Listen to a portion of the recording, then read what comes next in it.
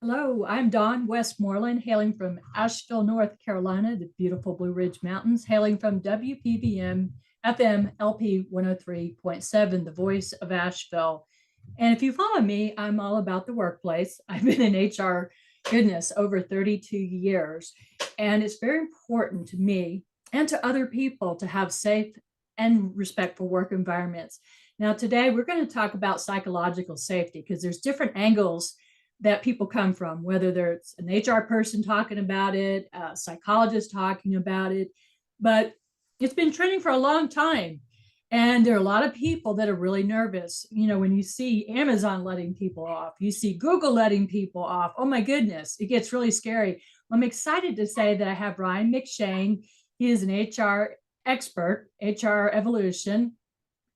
I say evolution, revolution, I got it all together. And I've interviewed him many times because he is a wealth of information. Ryan, good morning. How are you? Good afternoon if you're listening in the afternoon.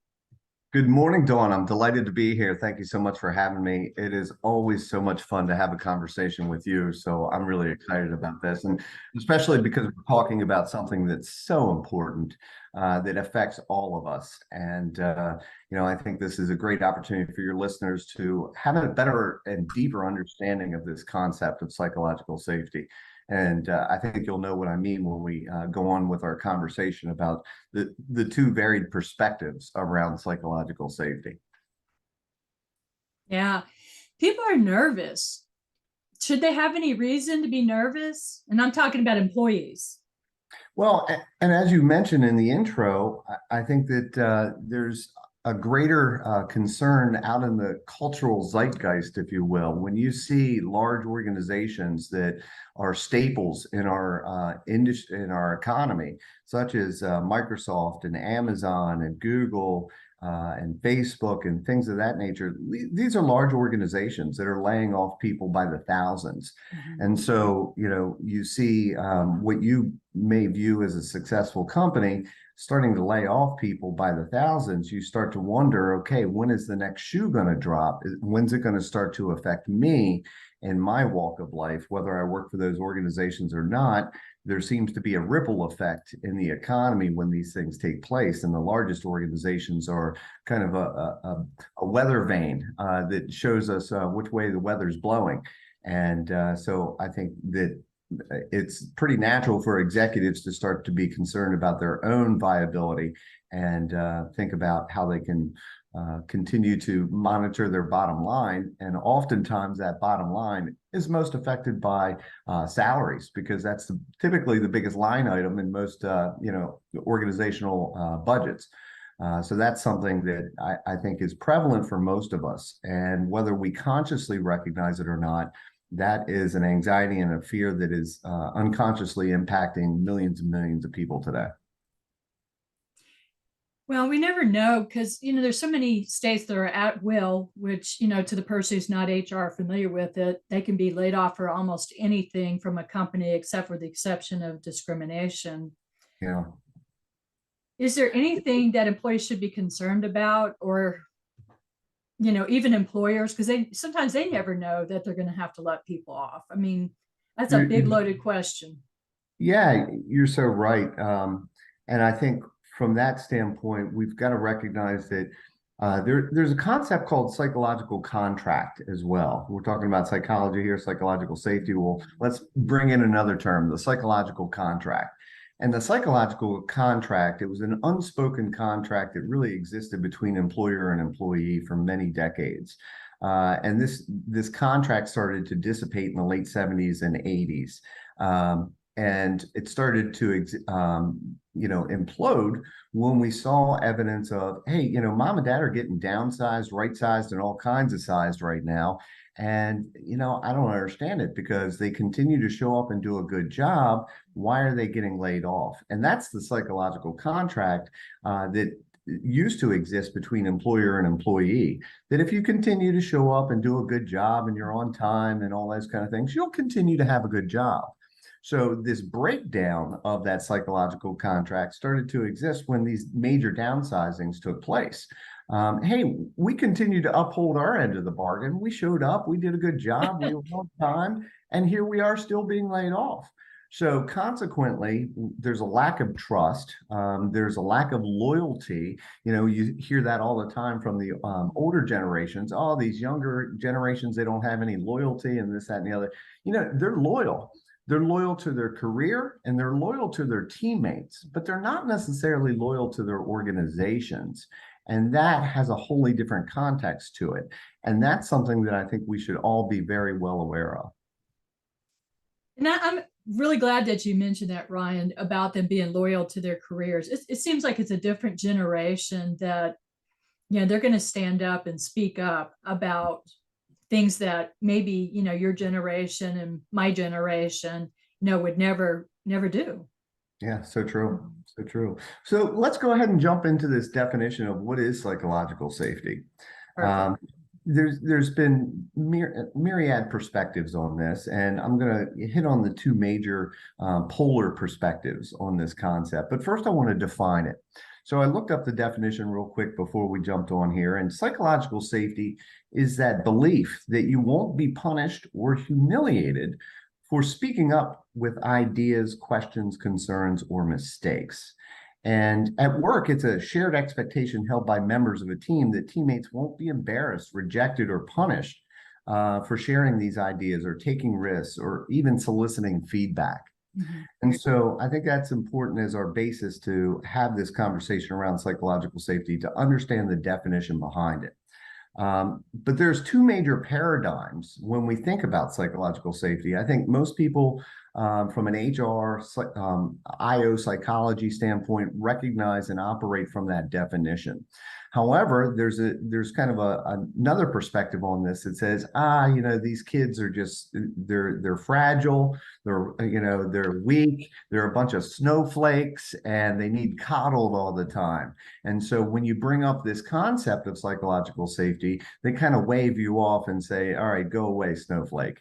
I think it's important to recognize that that's very dismissive of something that we all need. Even those people who are dismissing that idea, I think are unfortunately not recalling the times in which they were coming up in their career and some of the challenges and abuses that they may have experienced and how life would have been so much better at work had they not experienced some of those things.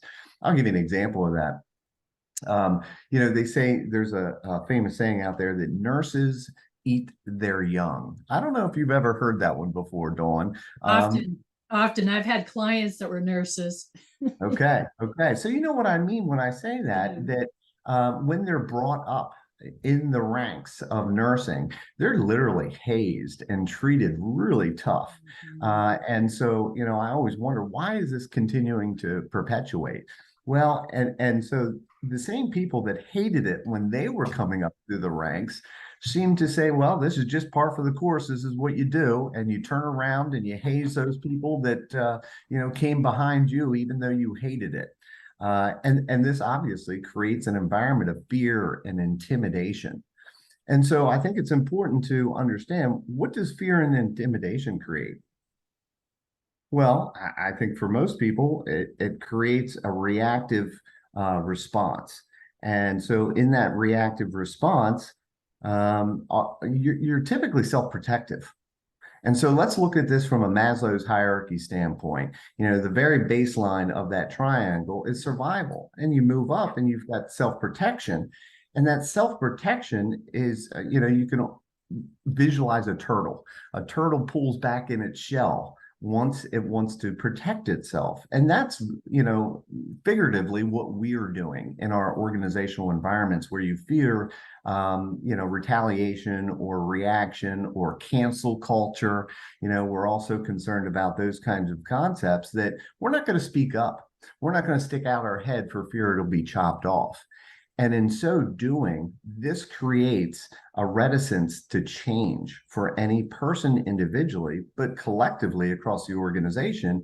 If everyone is experiencing this as an individual, the collective impact of that is you have teams that aren't willing to speak up and stand out and voice their concern. We've been told so often, throughout our careers, think outside the box. And then as soon as we do, it's like, no, no, not like that. No, no, don't do that. I got a quick story for you related to that. It was very early on in my career, and I was hired as a HR generalist, reporting to the vice president of human resources, and a few other generalists were hired around the same time as I was. And he assembled everybody and said, "Hey, we're going to meet regularly. And so I want you to know that this meeting is yours, and I want you to tell me what you guys want to talk about and all this kind of stuff." And I spoke up. I think I was the first one to speak up. And I said, well, it occurs to me that every one of us comes from a different walk of life, and we have different experiences and different strengths. What if we took 5 minutes of this meeting? You said it was our meeting, so I'm just asserting this idea. What if we took 5 minutes out of this meeting for us to cover a particular topic under the HR umbrella in which we might have a particular expertise, whether it be organizational development or, family leave or, payroll or benefits or something along those lines. If you have expertise in that area, if you shared it and then I shared my expertise, hey, we would all learn from one another, and we would, everyone would lift their skills. I thought this was a pretty good idea, Dawn. And the response that I got, you could have knocked me over with a feather. I could not believe it. The vice president of human resources looks at me and says, well, Ryan, while we do support ongoing continuous learning, we encourage you to do those things outside of these walls. Oh, boy. And yeah, like I said, you could have knocked me over with a feather at that point. And so everybody kind of looked around the room, and there was a little bit of eye rolling, a little bit of shock.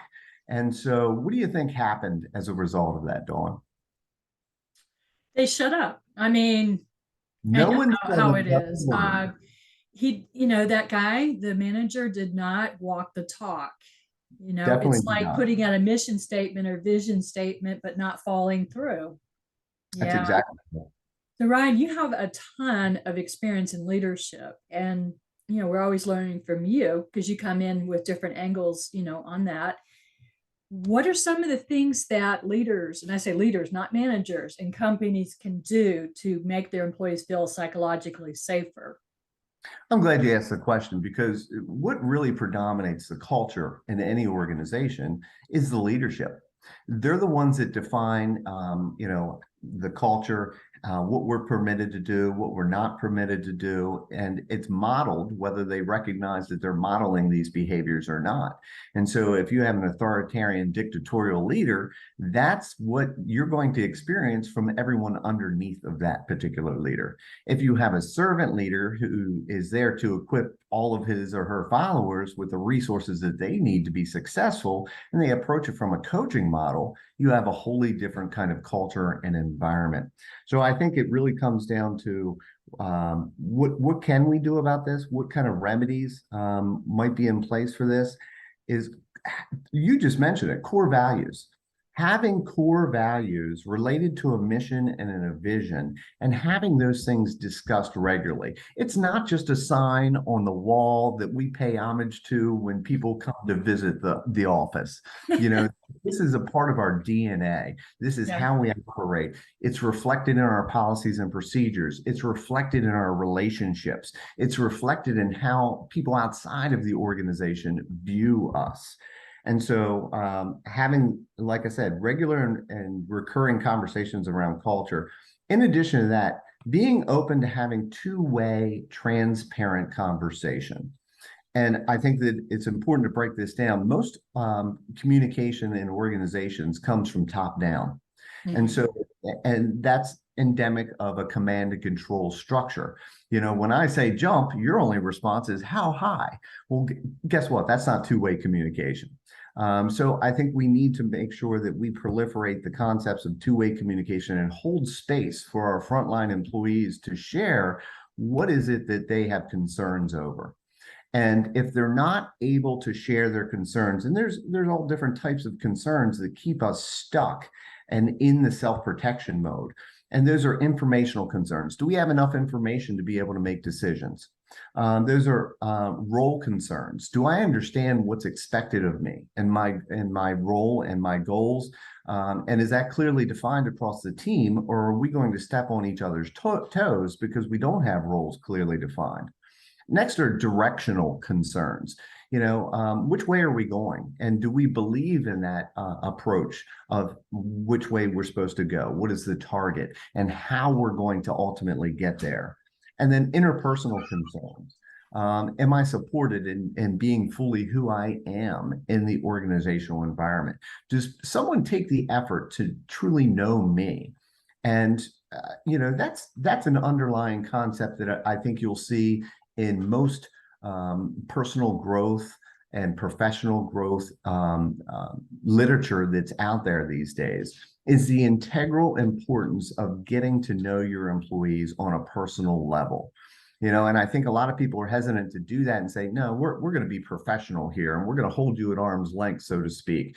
And, as a result of that, we don't get to know each other. We don't understand, what are your triggers? What are the things that turn you on? What are the things that turn you off? What are the things that, really motivate you? What are the things that demotivate you? And without having that personal understanding of one another, we constantly miss each other in terms of understanding. And that's where that communication comes in and is so integral to having a safe work environment. I just happened to see a clip that was so relevant to our conversation this morning. Let me see if I can find it real quick. If we replaced cancel culture with critical thinking, we'd have empathetic conversations instead of emotional reactions. And by talking, we learn to separate honest mistakes from actual hate. And so this quote says so much. And I think it really talks to the fact that we're not having those kind of conversations. And that's where the psychological safety comes up, is we need to make sure that it's really understood clearly by everyone that you can voice your concerns in a safe manner and not be judged for it. And as a result of that, that's where our creativity comes in. One of the, I support people in career transition. I talk to a lot of executives, in terms of what they're looking for in future talent. And a consistent theme related to that is critical thinking and problem solving and the ability to relate to other people of diverse backgrounds. Well, none of those things can exist unless you're operating from a different paradigm than what is self-protection. When you're in that self-protection mode, you are basically psychologically in your shell, and anything that comes by that shell external to you is viewed as a potential threat. And so if you view everything outside of you as a threat, you're not open to relating to it. You're not open to being transparent. You're not open to getting to know that other person or entity or whatever it may be. So you can start to see the relationship of this and how it either creates a downward spiral or an upward spiral within the organization.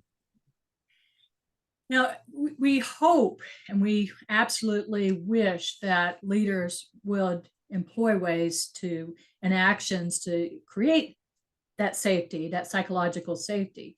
But let's turn it over to the employees. Let's say it's a pretty good sized company. A lot of people do not feel psychologically safe. Is there a way that they can come to the leadership? Is there a proper way to let them know, hey, we don't feel safe. We feel like we don't have a voice. Any recommendations? Typically, that kind of communication is funneled through the Office of Human Resources. And then it comes down to whether or not Human Resources understands their pivotal role as a bridge between the employees and the management of the organization. All too often, I've been asked throughout my career, as an HR professional, are you a management advocate or an employee advocate? And my answer to that question is yes. It's not one or the other.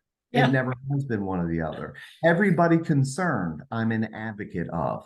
However, we have to not dismiss the real factor that a lot of HR folks say, hey, management's the ones that pay my salary. I better have a greater allegiance to them than the employees. And so it's a matter of whether or not human resources is going to bubble up your concerns to management and take that concern to them legitimately and say, hey, these are some things that are causing a performance detriment or an engagement detriment or a turnover detriment. And those are the things that we constantly hear, not just the mass layoffs, but there's the issue of people quiet quitting, where they're just doing the basics of their job. Right. And so those are, if you want a highly productive workforce who is performing at their optimal level, then these conditions must exist in order for that performance to take place. So I think that in terms of remedies, we mentioned before, we have to have core values. We have to have them related to the mission and vision. We have to discuss them regularly and reinforce them. We have to have that transparent communication that's two-way. We have to have servant leadership, and we also have to have collaborative and supportive environments for one another. And that really describes the culture. But those are all external things. And so we hope that those kind of things in place. But what do we have control over? Only us internally. So what are some internal things that you can do? Well, you want to have respect for yourself and others. And so that's something that you can control is I'm going to respect myself, and that includes not being abused and speaking up when I am abused. I want to have respect for other people. And so when I see others abused, I might speak up or I might try to come over and help them in some way, shape, or form. I think we also, related to that, need a little bit of self-love, in addition to self-respect. And we also need personal accountability for our decisions and recognize that you are going to be accountable. And I think that's where we have a lot of breakdown in organizations is a lack of accountability. We also need a level of forgiveness for self and others.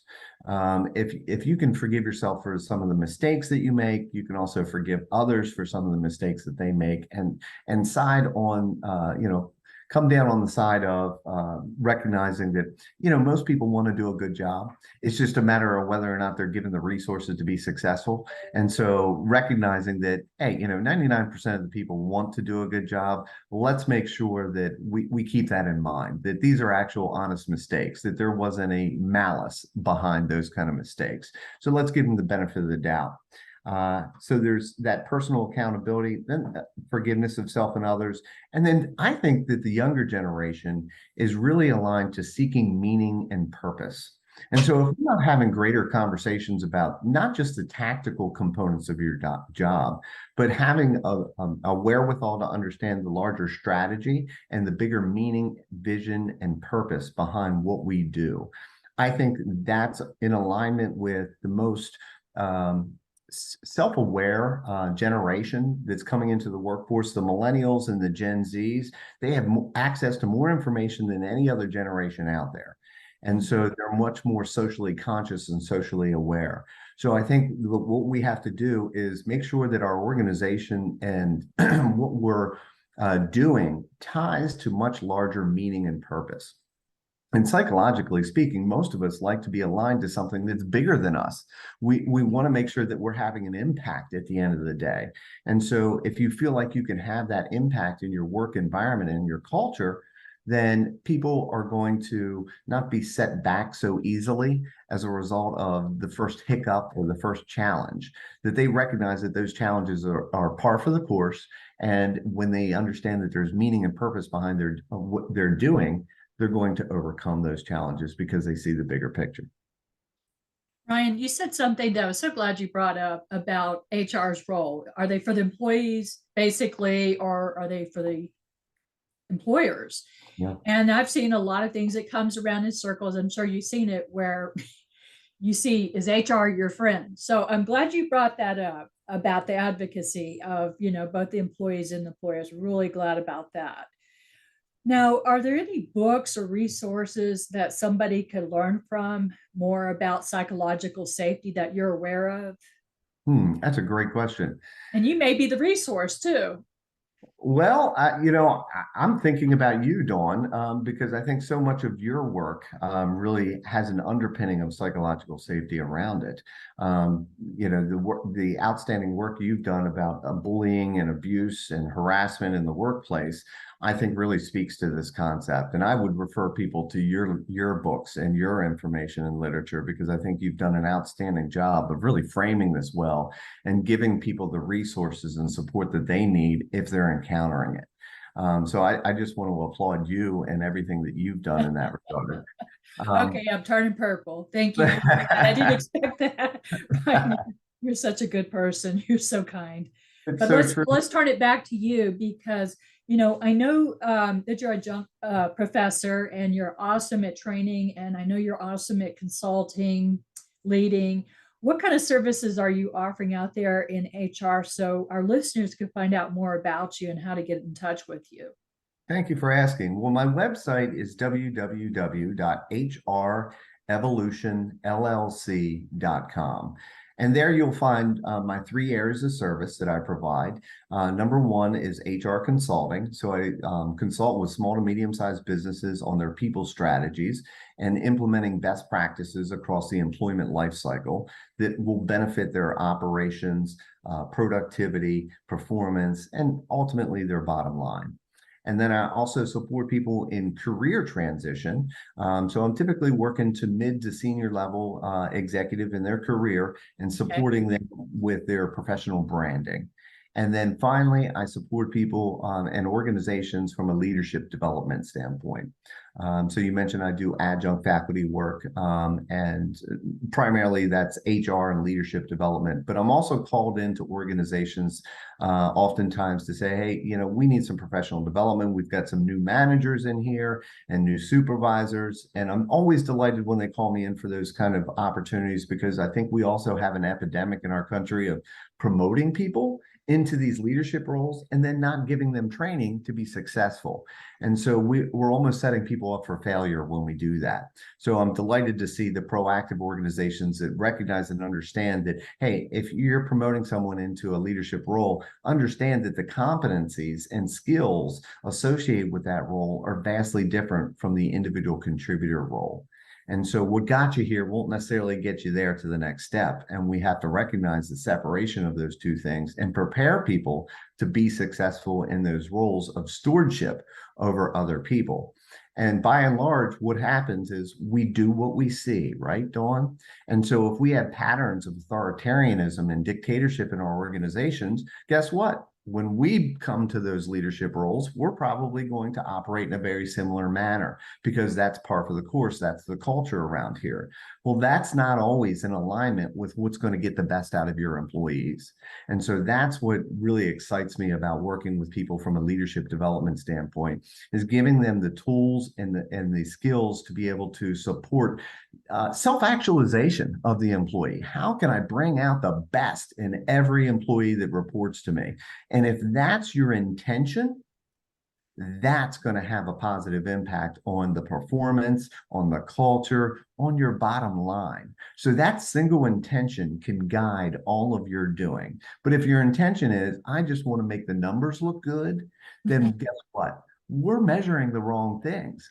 And as a result of the positioning of that intention, there's a number of behaviors that could make the numbers look good, but they're not always going to be in the best interest of the people that produce those numbers.